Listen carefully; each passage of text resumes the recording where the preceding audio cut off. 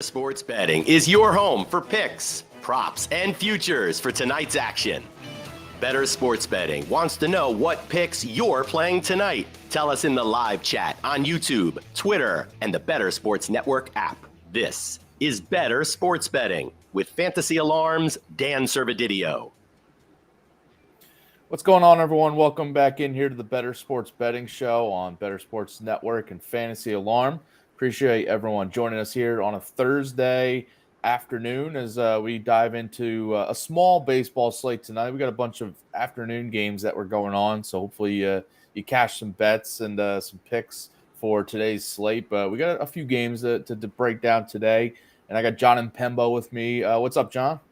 Dan, how you doing? How you doing? Not my usual Tuesday spot, but happy to join you here on a Thursday. Yeah, you and Grande switched spots this week, but usually he's chiming in right now, saying one more day closer to the weekend. So is that your vibe right now?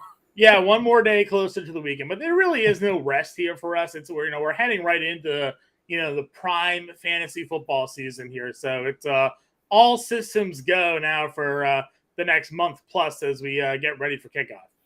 Yeah, and on that note, we will have Britt Flinn on today's show to talk about some NFL picks that she has looked at. And there's an article up on the website right now that she's diving in some best bets for player totals. So we'll dive into some of her picks for that and also talk, some of the big storylines still out there, like Saquon Barkley possibly holding out, Dalvin Cook still looking for a landing spot. So we'll jump into all those picks with Britt because she's glued into the NFL side of things as we all are right now as the calendar's almost to August here.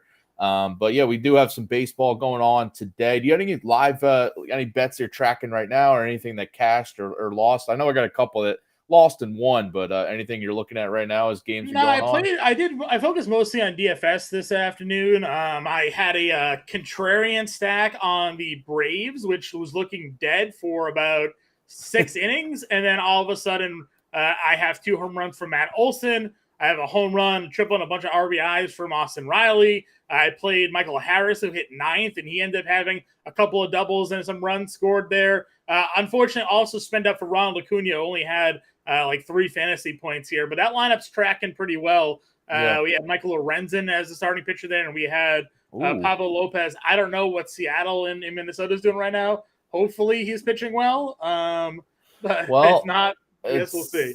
Bottom of the first, it's 1-0. He's already allowed to run in the first. And he's got the bases loaded here with 1 out. So hopefully he can get out of this jam for you. I just got a strikeout. Here we go. We got bases loaded, 2 outs. He just struck out. Oh, yeah, he just got the strikeout here. Okay, let's just get. But Lorenzen is, he had a shutout, 8 shutout innings. Pretty good for him. Yeah, double-digit strikeout potential. So let's see if we can get out of this jam here with limited damage, and hopefully that lineup will continue to work through. There you go. I had the Reds money line, which cashed, so that was good. I also went with a loss was Corbin Burns. I went the under on his strikeouts against my Phillies. Thought he'd just have a little bit rougher of an outing, but I think he punched out 10, so that was definitely a loss. And then I took Blake Snell's under strikeouts 6.5, and that cashed. He only went 5 innings, so that was good for me. But so I 2-1 so far going into tonight's slate. So we'll try to keep it going for you guys here. Speaking of the player props, we want to start off here before we get into some more bets for tonight. Just kind of giving you guys some picks for the RT Sports Pick'em contest that we had that's going on over at RT Sports right now. You can and we're doing a giveaway here. So we're giving away 1 free entry to the Real Time Sports Fantasy Championship. That's their best ball championship. Leagues are drafting live and slow drafting every day until this contest sells out. You compete for a grand prize of $500,000 and $1,600 in league prizes in every league, and the prize is valued at $300 here. So you must be a legal U.S. resident, at least 18 years of age. Please play responsibly. For help, call 1-800-GAMBLER. So we're giving away that. So you can comment in the chat any picks you got going for today, or any fantasy football players that you're high on. We'll be giving away a giveaway for this Real Time Sports. And with that, we're going to dive into this pick'em contest real quick before we give out our betting picks. You got any pick'em props here that's for the RT Sports? I got a couple to give out for people. You got any? I like Kyle Gibson less than 5 strikeouts here against Okay. Tampa Bay. Gibson is not really a big strikeout pitcher. He had a ceiling strikeout game the other day against Minnesota where he had 11. But prior to that, he had 5 or less strikeouts in 4 of the previous 5 starts and 6 of the previous 8. So again, he's not a big strikeout guy here. 5 sort of seems like what his ceiling is on most nights. Now you're going up against a really good Tampa Bay offense. I'm not sure if Gibson lasts long enough in this game to get 5 strikeouts. So give me less than 5 strikeouts here for Kyle Gibson. Yeah, I'll stick in that same game and go with Tyler Glasnow, less than 8 strikeouts in that same game. I just think that, like Gibson, I mean, this is a game where, Orioles-Rays tied for first in the AL East now. I feel like both guys, if they get into any trouble, we might see the bullpens a little bit earlier, at least in this first game of the series. And Glasnow, I'll give out a prop pick, a betting pick on Glasnow's K totals in just a second here. But just when you look at his strikeout totals, he's been, believe it or not, he's been under 8 strikeouts more often than not this year. Yeah. And the Orioles have not been striking out often since the All-Star break against right-handed pitching. So I think it's a good spot to get less than 8. It's a high total. I know Glasnow can easily go for double digits anytime out, but I think it's a good value to get the less than 8 there. Yeah. And then my last pick, if you want to kind of get a trio of picks there, I'll go Kyle Tucker more than 8 fantasy points. The guy's been on fire since the All-Star break, just smashing left-handed pitching too this year. He's got Hogan Harris for the A's. So I think the 8 fantasy points is a little bit low for him. He could easily go over that and just 1 or 2 at-bats tonight. So I was sticking the same game for me. I like to do Dubon more than half a run scored. He leads off on that team right now. You want to talk about numbers against lefties on the year: 361 batting average, 873 OPS, 486 slugging for Mauricio Dubon here against left-handed pitching. So kind of tag teaming the 2 games here with Baltimore and Tampa, Houston, Oakland here. You like Tucker. I like Dubon. Hopefully Tucker drives them in. Get some points for both of us there. And then we both like the less than strikeout props for Gibson and Glasnow. So get a little 4-pick play over at RT Sports. You do those 4 plays here, and you can go ahead. I think it's 6X. I can kind of pull this up real quick here. Yeah, 4 Dubon and let's see, this and Tucker and Dubon. We got a 10X, so we can 10X our plays here tonight. If you throw those in over at RT Sports, you can also do the mulligan option, which gives you an opportunity to get 1 wrong. It'll pay 1.5X. If you go 4 for 4, it'll pay 5X. If you take off the mulligan, it'll pay you 10X if you get all 4 of our plays correct here tonight. So hopefully we can make some cash for those over at Real Time Fantasy Sports here tonight. Yeah, go to rtsports.com/alarm and use promo code alarm23 to get 100% deposit match up to $200, or scan that QR code right on the screen that you see here now to get into that pick'em contest in the Fantasy Football Best Ball Championship that we were mentioning. All right, let's talk about tonight's games from a betting perspective outside of that pick'em contest. What's your best bet for tonight? I like the Cubs on the money line here tonight. It's a close spread. It's only -120, but I like Stroman here. I'm not a big guy on Mats. The Cardinals are going to be selling soon. I think that they can do score enough runs to take the win here. And it's only -120 on the money line, so not too egregious. So give me the Cubs here. Yeah, I like that. Stroman at home has been a good spot to target all season. The Cardinals are a weird team. They can pop with their offense at times, but sometimes they go dormant. So, I like the Cubs there at home. That's a good bet. I'll go with we were just talking about the Astros. My best bet for tonight, I'm going with the Astros team total over 4.5 on DraftKings. It was -140. I mentioned the Hogan Harris starting for the A's here. He's got a 6.51 ERA this year, 6.86 as a starter. 4 starts in the A's rotation, and he's allowed at least 5 runs in 3 straight starts coming into the night. Allowed at least 4 runs in 4 straight starts. So I'm looking at this team total. I just think it's a little bit low for the Astros. They got really good numbers against lefties in July with a 3.57 WOBA. They're also on the better end of their season-long splits this season with better numbers against lefties than righties, at least to start this game before the A's pen gets involved. So I like this Astros team total to go over. Astros offense, by the way, since the All-Star break, they started out hot in that series against the Angels. Cooled down, ironically, again in Coors Field these past 2 games, but still averaging 7 runs per game over these past 5 games since the All-Star break. So coming out hot here. And Oakland has allowed at least 5 runs to opposing teams in 8 of their last 10 games. So yeah, they're a not lot of very numbers just pointing to the team total over here. Yeah, no, they are not a very good team. And like you said, they have Harris out there on the mound here tonight. It's unfortunate. My Red Sox, after their hot run, dropped the last 2 games against Oakland there. I know it's the end of a road trip for them, but like, what was that about? Brian Bayo all of a sudden giving up home runs. That bullpen game was a disaster for them. So, on that note, it's like, yeah, they now are on a 2-game winning streak, are the A's. I don't see them winning 3 straight. No. I mean, they did have that streak not too long ago where they won a bunch in a row, but this is not a team that strings together win streaks often. So I think the Astros can get it here, bounce back.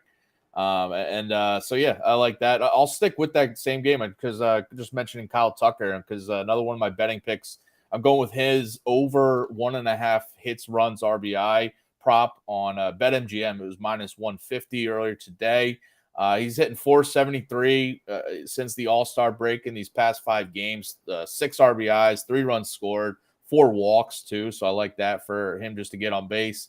385 batting average in the month of July now with a 1130 OPS as well. I went through Hogan Harris just struggling in last few starts. He's allowed on a lot of runs. Left-handed hitters against him are hitting 281 this season. Ironically, against the reverse splits against the lefty Harris. Yeah. And Tucker's smashing lefties. I mentioned 351 batting average, 957 OPS against left-handed pitchers. Got better numbers on the road too this season. And this prop here, hits, runs, RBIs, he's in over this in 13 of his last 15 road games. So I like this for him to just kind of keep it going at the plate here. Yeah. I'll grab the over here. Got a little same game parlay brewing, with this Houston game here.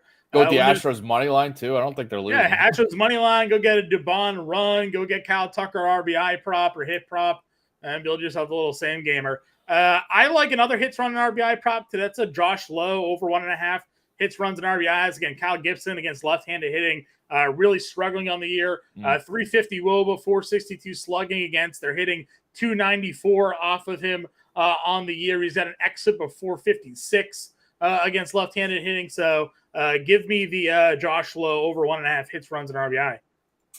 All right, and my last pick before we talk some NFL stuff. By the way, we got a question in the chat. Just want to get to. Appreciate the official Rick Ross chiming in on YouTube here. Is Ryan Mountcastle droppable for fantasy at least? We are talking about this Orioles-Rays game. So what do you think about Mountcastle dropping him in a season long? I mean, listen, he got off to a great start. Was hitting for some power on the road, especially and hitting against left-handed pitching, but at this point, he's got an OPS that's like 700-ish. Last I checked, I'm trying to pull it up where it's at 695 now, and batting average 230. I think he is. I mean, there's nothing coming from him at the dish right now. It obviously depends on your league and your, the free agent depth or who you can have to replace him on your roster. But outside of like the rare home run right now, he's got to be killing you everywhere else. So I think he's a droppable asset in fantasy. I was very fortunate, like 3 months ago, basically, the start of the season, I pulled off a trade Mountcastle and Nimmo to get Goldschmidt. Looking great right now. Selling high on Ryan Mountcastle there to get Paul Goldschmidt on my face. Who'd you finesse with that trade? That's crazy. Yeah. A buddy of mine who needed outfield help, and Mountcastle was on his hot streak, so it all looked good to him at the time. Yeah, I mean, it's a fantasy thing, but you can't sell low on like a guy like Goldschmidt. That's crazy. I mean, listen, to that point, against lefties this year, Mountcastle still 325 with 1,000 OPS. He is only hitting lefties. So if you can like platoon in fantasy or something like that, and you have a spot, fine. But basically, bet on Mountcastle and play him in DFS whenever a southpaw's on the mound. It's about the only thing that he's doing this year. All right, well, then that brings me to my last pick because I'm hoping Mountcastle does a little bit something because I'm fading Glass now tonight, at least for his strikeouts. Under 7.5 strikeouts is the prop over multiple books, but I got it plus 116 on FanDuel. I really like these plus odds. I think, Glasnow is just the sports books are putting his strikeout props high because he can toss 10, 11 strikeouts in any start. He's done it, a couple times already this season. But if you look at just kind of like this matchup, the Orioles 14% strikeout rate versus right-handed pitching since the All-Star break, of 326 WOBA too against righties in this span. Season-long numbers against righties, they're top 10 team in the league, in terms of right-handed pitching against them, especially with the strikeout rate, one of the lower ones. And Glasnow, the 7.5 line I mentioned is a little high. He's been under this in 5 of his 9 starts this season, and he's had 8 in 2 other outings, so he's been right around it in a couple others. His only big strikeout performances this year have come against the Mariners and the Royals, 2 very strikeout-prone offenses against right-handed pitching. He went for double digits in both of those, but I think the 7.5 is just a little bit high. He faced Baltimore a month ago, by the way, struck out 7, allowed 6 runs in that game too. So this Orioles offense not going to shy away from this matchup, even on the road against Glasnow. And we were talking about this earlier. Gibson, Glasnow in this matchup for AL East first place. I feel like both of them could be on a shorter leash than normal if they run into any trouble, especially, you get to like the 5th inning or something. Yeah. So I think the under here is a lot of value plus money on FanDuel. No, I like it. Like you said, they're kind of projecting him to have a ceiling strikeout game, right? Like 8 strikeouts. Yeah. We know it's in his bag. He's been a guy that's touched double-digit strikeouts before. But he's coming back from injury. He's taken a little bit slowly to getting his work in. He's been inefficient, so the pitch count's been getting high earlier in those games. So I'm with you there. I think going under on the Glasnow strikeouts is a safe play. All right. So. Any other picks before we talk some NFL here? No, that's it. All right. Well, let's flip gears now and bring on Britt Flinn, Fantasy Alarm, NFL expert. She's been on a bunch of shows on the Bettor Sports Network channel. If you guys have been tuning in, the Alarm Fantasy Football Show earlier today, Bettor Morning Show, every day at 8 a.m. Eastern. And she's got a bunch of articles up on Fantasy Alarm, the draft guide, and some free articles for you guys as well. What's up, Brandon? Thanks for joining us. Yeah, I'm just glad that I'm here to talk NFL and not baseball because I got burnt by the Diamondbacks and the Braves in the 8th inning. Ooh. I took the Diamondbacks at plus 164 and everything was going so great until the 8th inning. So I'm glad to be here to talk about NFL. let's just forget about that game. It's already in the past. Well, we wanted to bring you on because you got an awesome article up on Fantasy Alarm right now. It's by the way, follow Britt at Britt_Flinn if you haven't already on Twitter. But your article right now going through some of the player props and the player totals that you want to look at for this season upcoming. I want to first actually just touch on the Saquon Barkley and situation before we get to some of those. But the Saquon situation right now, I mean. Do you think he's going to hold out for the whole season? Do you think he holds out for a couple games? Do you think he is there week 1? When you're looking at betting on any Saquon props or any, the Giants win total right now, it's 7.5. Where are you kind of approaching this Giants season from the betting perspective with this whole Saquon situation? Yeah, it's really funny because when the props were initially released, the Giants had an 8.5 win total. Now it's gone down to 7.5, and the odds for the under are actually negative. So I think that people are very concerned about the fact that Saquon holds out, and his interviews over the past few days have not really made it better. Saying that he can say F you to the team and F the teammates and show you how valuable he is, which he has a valid point. He is the Giants' entire offense. But that said, I don't think that he necessarily holds out because there is so much money involved. And when you've been injured as much as he has over the course of his career, I don't necessarily know if any other team's going to pick him up. We've seen, to this point, Dalvin Cook is still out there. Ezekiel Elliott, Leonard Fournette. There are so many good running backs who are still just floating in the free agent pool. And I don't know if holding out would get him anything more than what the Giants are currently offering. It really sucks and it's unfair and something needs to be done about it, either restructuring how rookie running backs are paid or I don't know, maybe making the term of their rookie contract shorter.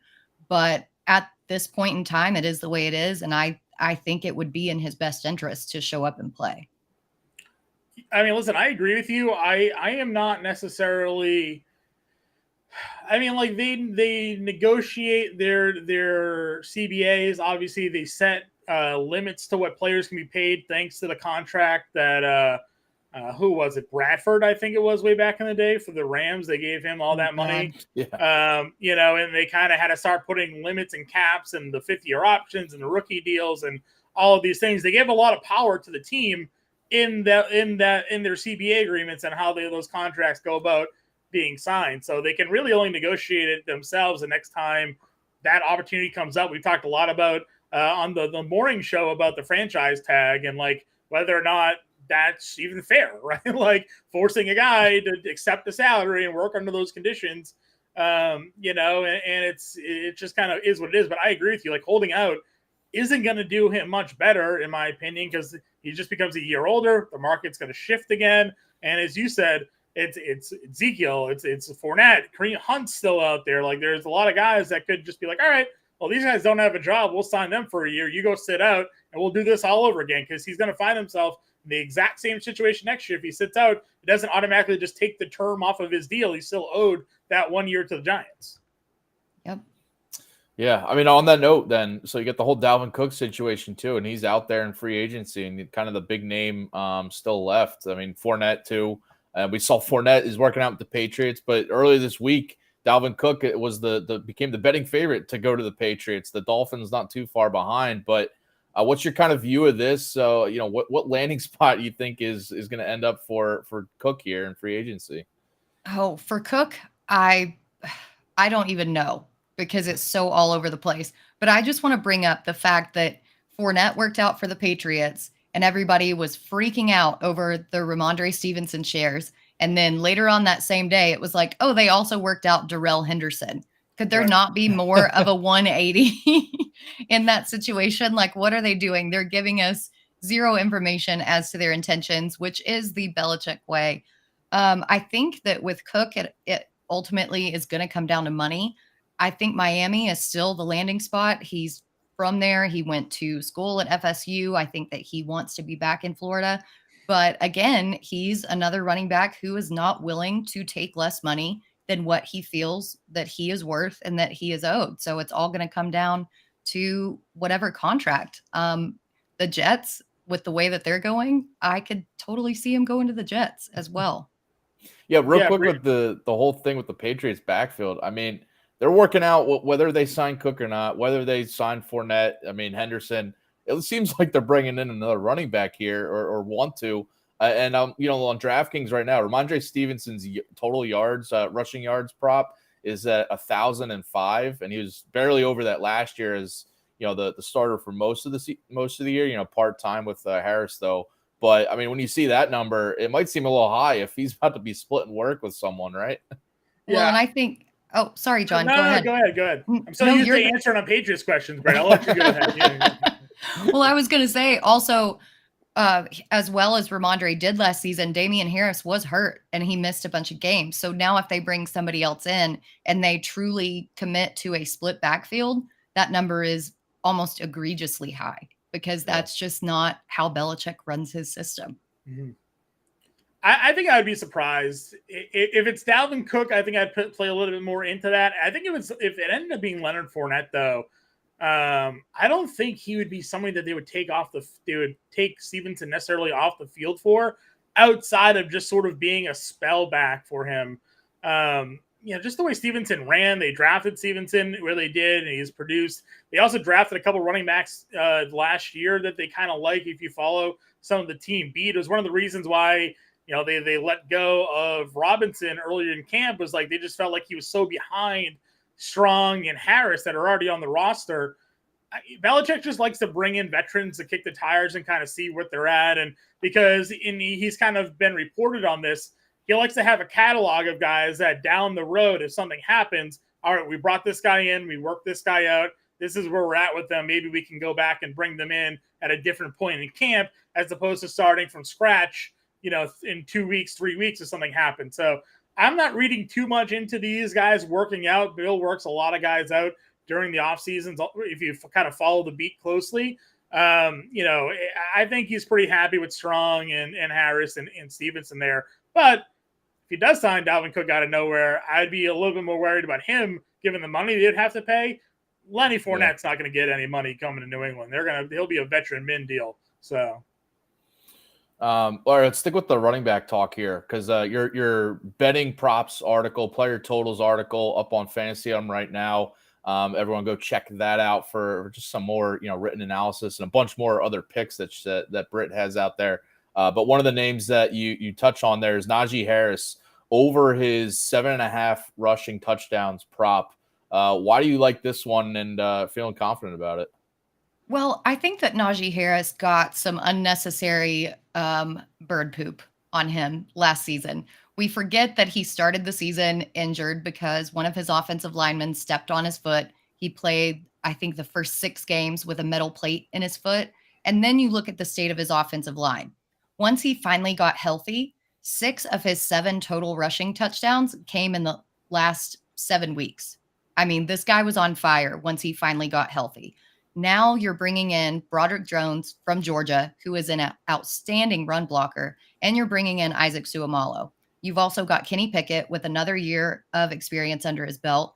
I don't think that Matt Canada is going to go away from that bell cow approach. So Najee's still going to get the touches. He's still going to get everything. And the Steelers' win total line is actually semi-impressive for who they have on their roster. So I think Najee hits this easily. And at plus odds, I will gladly take that. Yeah. Yeah, I'm actually bullish on Pittsburgh's offense here a little bit more. I mean, talking fantasy perspective, like ADP wise, Harris obviously is kind of expensive if you're not a believer in that offense. Probably other options for you at that ADP, but the wide receivers going where they are off the board, and then you look at where Pickett's going off the board. You don't have to make like a serious investment in Kenny Pickett. You draft him as your QB2, and then see if in weeks 1 and week 2 he shows sort of that progression. And where their wide receivers are going, you're not drafting them as your wide receiver 1 or wide receiver 2. They're most likely slotting in as a wide receiver 3 for you, and then maybe there's some upside there. So, he's a first-round pick last year. He's in the second full year in the same system, getting the offense that's there, team around him, get caught up to the speed of the NFL pace. So, and I see a lot of people dogging the Steelers on Twitter as well, Britt. And I'm just like, well, let's pump our brakes a little bit here. They actually weren't that bad of a football team last year, despite their struggles offensively. So, and signing Alex Hightower to another deal as well. Their defense is going to be a lot more improved as well, and that's going to take some pressure off of Pickett. Yep. Britt, I like how you bring up the offensive line additions of Seumalo and Broderick Jones, because people don't really pay attention to these things like in the offseason of just a little draft pick or free agent signing affecting like these props, just maybe seeing some value like you did with Najee Harris here. So yeah, I like that one. Another one you do like the over on is David Montgomery's rushing touchdown prop at 5.5 with the Lions now this year. A lot of changeover in that backfield from last year.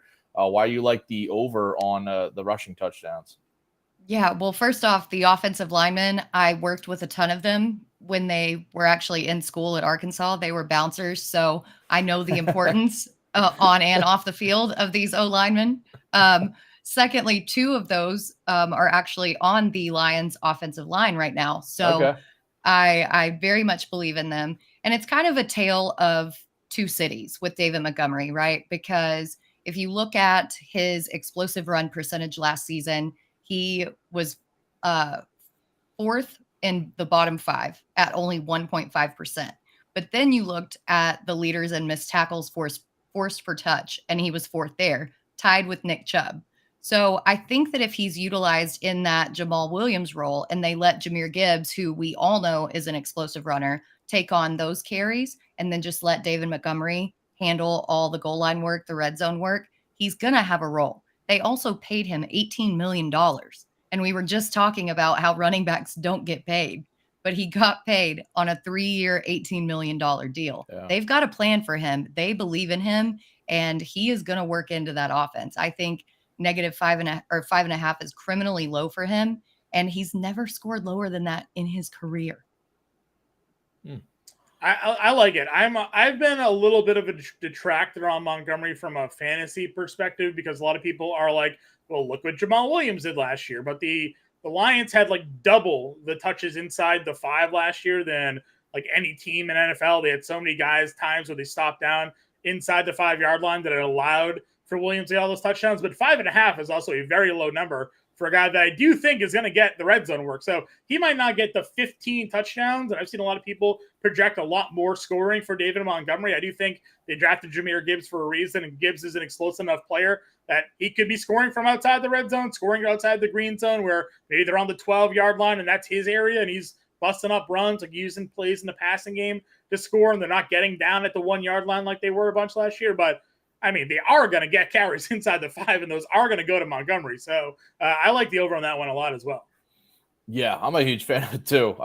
Just kind of verbal retweet on everything Britt and Jon saying, because listen, he's not going to get the double-digit touchdowns probably like Jamal Williams, but he's going to get. I mean, 5.5 is very low for if he's stepping into that role. And you mentioned Britt, like just Jahmyr Gibbs' all-around talent is game breaking. He could be kind of like maybe an Alvin Kamara type back for the Saints. But even when Alvin Kamara was with the Saints, for the Lions rather, but even when Kamara was with the Saints, Ingram, other backs still had that, red zone goal line work that they still got their touchdowns. So, Montgomery's yardage and overall stats might not totally be there, but I think the touchdowns will come. They're going to lean on him, the veteran back in the red zone. I like that. All right, the last one I'm going to touch on with you, and Britt's got a bunch of other picks over on the betting props article. She's got one from last week too, other props that we brought on her last week and talked about. But this other one, Allen Lazard, over his 4.5 receiving touchdowns, now with the New York Jets, with Aaron Rodgers there as well. He followed his quarterback there. Why do you like the over on Lazard? Oh, 4.5 to me is insane here. And it's at -110. But he really did play a game of follow the leader, following Aaron Rodgers over to the Jets. And he has been a proven red zone favorite of Rodgers over the past 2 seasons. So even behind Devontae Adams in 2021, Lazard ranks 16th in the league in red zone targets and 13th in total touchdowns. He had 8 that season. Last season, as the number 1 receiver and kind of a discombobulated offense, he increased those numbers to 12th in red zone targets. And even though he fell off to 20th in total touchdowns, he still had 6. He still exceeded that 4.5 line. I think that he's going to be the number 2 in this offense. It's pretty clear cut right now, unless McCole Hardman just does something absolutely insane in training camp. And Rodgers is going to rely on him in the red zone like he has their entire careers together. So 4.5 is just insanely low to me. Yeah, I got nothing to add. That's perfect. I agree with you 100%. Like, I mean, you look at the red zone targets he's had with Rodgers, and now following him over there to the Jets, he's going to lean on him when it matters the most, and you'll see, Wilson get the big plays in the outside, but red zone time, it's going to be the man he's comfortable with. With Rodgers, like, just we know he has these guys, and we've seen it before with obviously Devontae Adams, but Randall Cobb. He just has guys that he feels familiar with. He's going to stick to them. Back in my mind, I just feel like maybe Garrett Wilson is getting so much hype that who knows what this connection is going to be like once we get into the game situation, and Rodgers could be looking Lazard's way a lot more often in the red zone. So, and that was a stipulation of him signing with New York. He wanted them specifically to bring these guys over with him. He wanted his buddies to come over with him. And so they brought in multiple guys. Yes. And that combined with the historical stats just tells you everything that you need to know. Yeah. All right. So those are your props, your top props, but everybody go check out the article up on fantasyalarm.com right now. And Britt's got a bunch more there.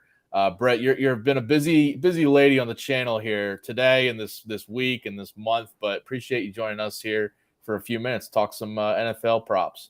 Yeah, thank you. Anything to get my mind off that Braves Diamondbacks game. Thanks for having me.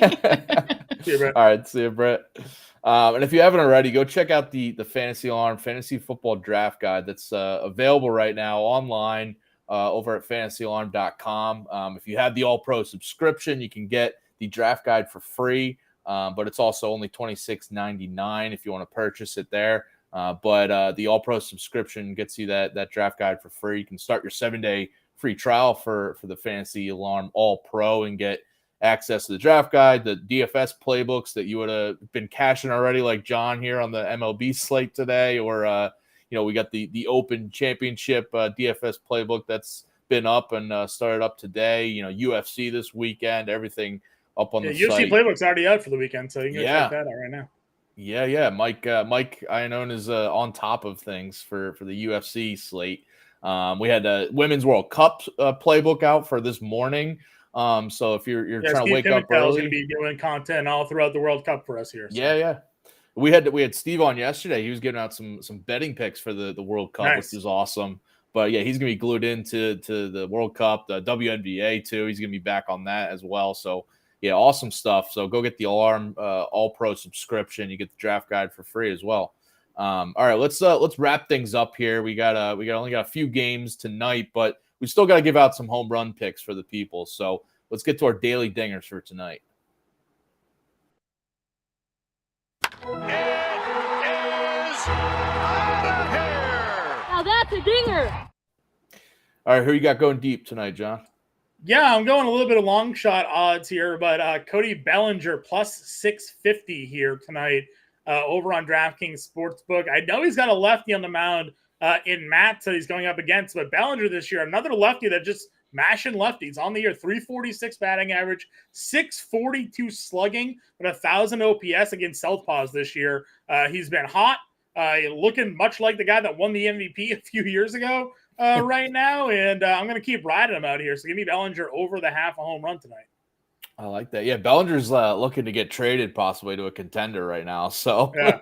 he's trying to swing that hot bat. Remember me? Well, let me go pick cleanup for you guys somewhere. Yeah, right. All right, my pick is Chas McCormick. He's been scorching hot since the All-Star break with a 5.55 average in these past 5 games, 4 homers since the All-Star break too in the last 5 games.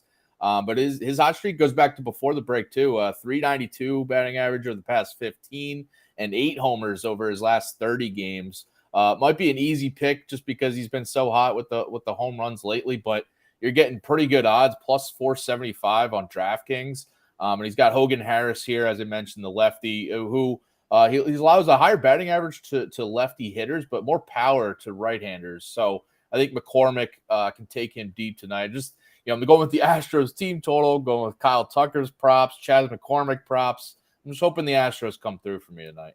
Yeah, listen, I'm like I said, go make your same game parlay here, Servo. Dubon, McCormick, Tucker. Yeah, get the McCormick home run in there with the Tucker RBI prop, Dubon probably a hit prop, and then the money line. Do a race to 1 run, for the Astros there as well, and just get the same game parlay going.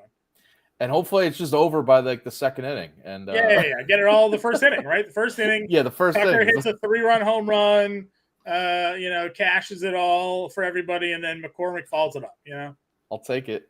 Yeah. All right. Stay tuned, by the way, in less than 30 minutes here, about 20 minutes from now, we'll have the Quick Pitch MLB DFS live show with Jon Impemba pulling double duty today. No show today. We no show today. Okay. We were live this morning because we had day baseball. So we were live at 9 a.m. this morning. Okay. I'm not sure what's coming on after us, but I'm sure there'll be some fine programming scheduled for after the show here today. But we'll be back live tomorrow at 5:00 Eastern. So I know you'll be. Yeah, I know you'll be back tomorrow because there's a full slate of games. Full slate of games. I'll be on the playbook tomorrow as well. We'll have the podcast out in the morning. We won't be live tomorrow morning, but we'll be live tomorrow night. But yeah, anytime there's like a small little slate in the evening and on a larger afternoon slate, we're going to start going live in the morning. So gotcha. There it is. There's the show run right there. Alarm 6 Fantasy p.m. Football. Eastern. Yeah, Alarm Fantasy Football. High Stakes Fantasy Football show at 7 p.m. Eastern, then 9 p.m. Eastern, the Dynasty Nerds show. So stay tuned for all that tonight on Bettor Sports Network. We'll be back tomorrow at 4:00 Eastern here for the Bettor Sports Betting show with Howard Bender back to talk about that full baseball slate. And John will be on that DFS show tomorrow too at 5:00 Eastern. So appreciate everyone joining here tonight. John, good luck with your picks tonight. Hopefully Thanks. my Astros come through tonight. I'm plugging the same game parlay, and I'm playing it. So let's go make some money tonight. Let's do it. All right, everyone. Good luck with your bets, and we'll see you tomorrow. See ya. Bettor Sports Betting on the Bettor Sports